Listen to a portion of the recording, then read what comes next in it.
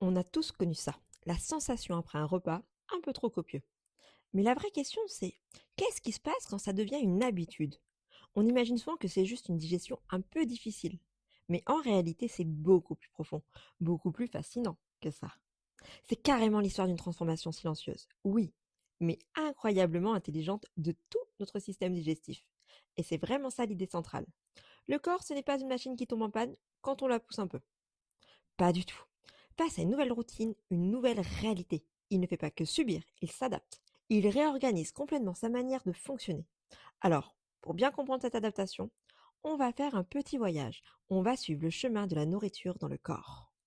On va commencer tout en haut, avec le cerveau, le vrai chef d'orchestre. Ensuite, on descendra vers l'estomac. On regardera le rôle des hormones et on verra comment, petit à petit, une sorte de nouvelle normalité s'installe.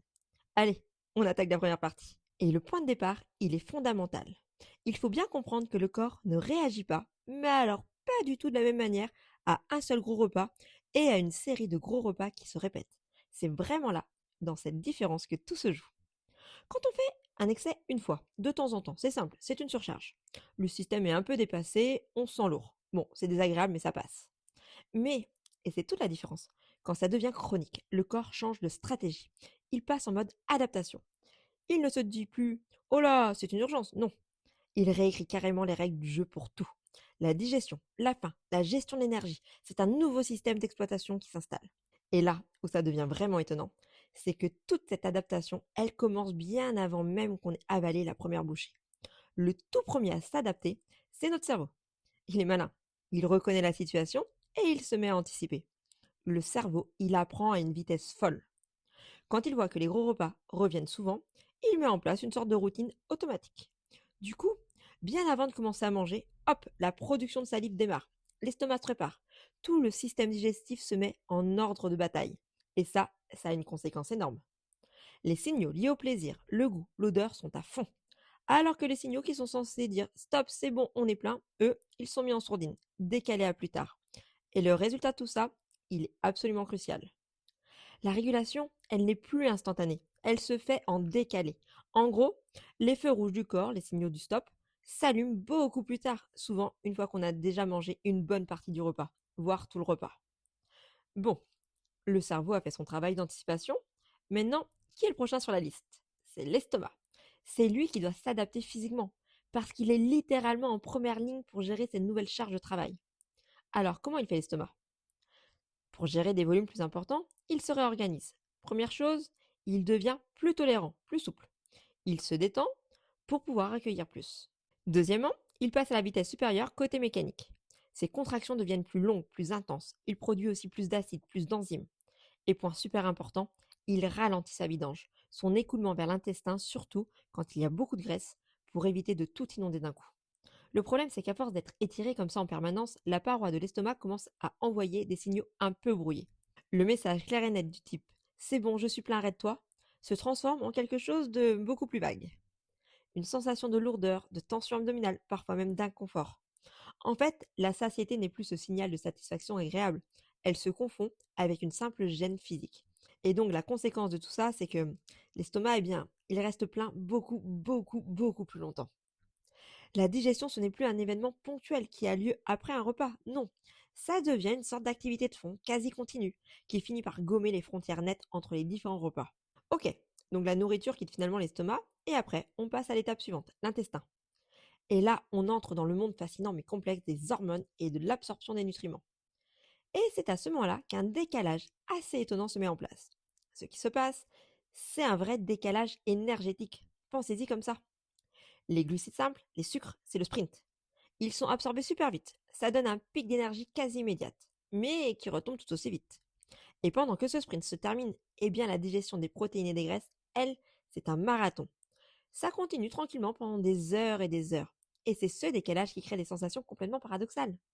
On peut se sentir à la fois lourd, fatigué, mais en même temps avoir une faim qui revient très vite. Pourquoi? Tout simplement parce que l'énergie rapide des sucres a déjà été consommée, alors que le système digestif, lui, est encore en plein marathon pour digérer les graisses et les protéines. Le ventre est encore plein, mais le signal d'énergie rapide a disparu. Évidemment, ce grand bazar énergétique perturbe aussi toutes les hormones qui gèrent notre appétit. L'insuline, par exemple, est tout le temps sur le pont pour gérer les pics de sucre. La leptine, c'est l'hormone qui est censée dire au cerveau: c'est bon, on a assez mangé. Eh bien, son message est de moins en moins bien entendu. Le cerveau devient un peu sourd à son signal. Et à l'inverse, la gréline, l'hormone qui crie j'ai faim, elle a tendance à rester active plus longtemps. D'où cette fameuse sensation de fringale, alors que la digestion est loin d'être terminée. Alors, si on met tout ça bout à bout, un cerveau qui anticipe, un estomac qui s'est habitué à être étiré, des hormones qui sont complètement désynchronisées, quel est le tableau final? Eh bien, le corps finit par trouver un nouvel équilibre. Il s'installe dans ce qu'on peut appeler sa nouvelle normalité, son nouveau mode de fonctionnement par défaut. Et dans cette nouvelle normalité, le corps a une règle d'or. Surtout, ne rien gaspiller.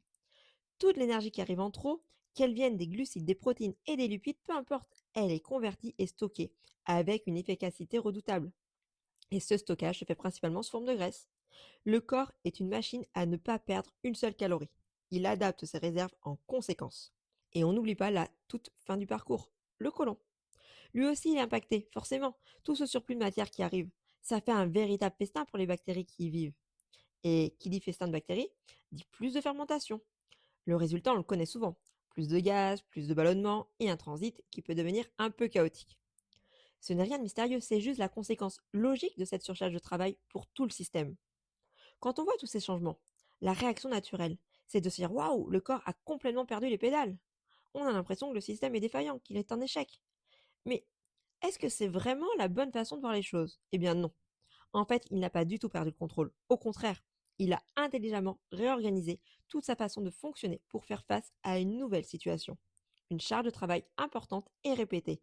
C'est une adaptation parfaitement logique et cohérente. Donc, pour résumer, les points vraiment essentiels à retenir de tout ça. Premièrement, la digestion n'est plus un événement isolé.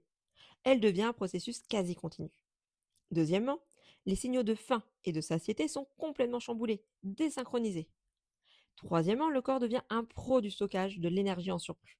Et le plus important, il ne faut pas voir ça comme une défaillance du système, mais bien comme une adaptation, une réorganisation logique. Et tout ça, ça nous amène à une dernière pensée, une question pour la fin.